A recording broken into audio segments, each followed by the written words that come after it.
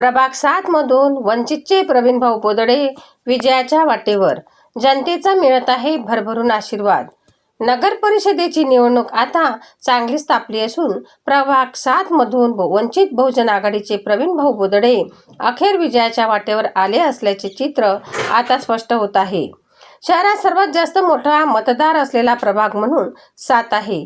या प्रभागात मुस्लिम आणि बौद्ध मोठ्या संख्येने असून इतरही समाज समाविष्ट आहे. मात्र हे दोन समूह ज्याला मतदान करतील तोच उमेदवार मोठ्या ताकदीने निवडून येणार आहे.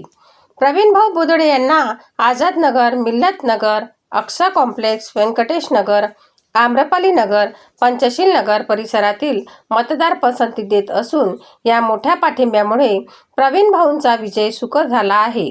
प्रवीण भाऊ यांना युवकांमधून मिळत असलेला प्रचंड प्रतिसाद आणि थोरा ज्येष्ठांचा आशीर्वाद विजयाकडे नेत आहे.